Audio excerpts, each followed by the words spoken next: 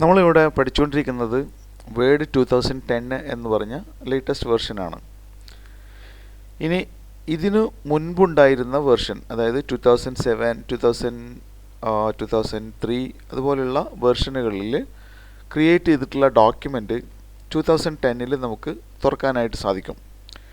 ഇങ്ങനെ തുറക്കാൻ പറ്റുന്നതിനെയാണ് ബാക്ക്വേർഡ് കമ്പാറ്റിബിലിറ്റി എന്ന് പറയുന്നത്.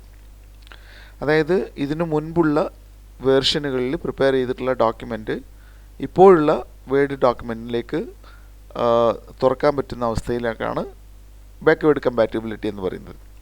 മറിച്ച് വേർഡ് 2010 നമ്മൾ ക്രിയേറ്റ് ചെയ്തിട്ടുള്ള ഒരു ഡോക്യുമെൻ്റ് വേർഡ് 2003 അതായത് ഇതിന് മുൻപുണ്ടായിരുന്ന ഒരു ഏർലിയർ വെർഷനിൽ തുറക്കാനായിട്ട് നമ്മൾ ശ്രമിക്കുമ്പോൾ തീർച്ചയായിട്ടും ഒരു കോൺഫ്ലിക്റ്റ്, ഒരു കമ്പാറ്റിബിലിറ്റി പ്രശ്നം ഉണ്ടാകാം.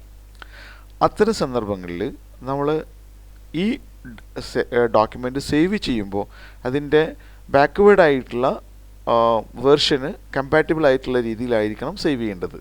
ഇതെങ്ങനെയാണ് സേവ് ചെയ്യണമെന്ന് നോക്കാം. ഇതിനായിട്ട് നമ്മൾ ഡോക്യുമെൻ്റ് ചെയ്ത ഡോക്യുമെൻ്റ് F12 പ്രസ് ചെയ്തുകൊണ്ട് സേവ് ആസ് കമാൻഡ് കൊടുക്കുക, അല്ലെങ്കിൽ സേവ് ചെയ്യുമ്പോൾ തന്നെ ചെയ്യാം.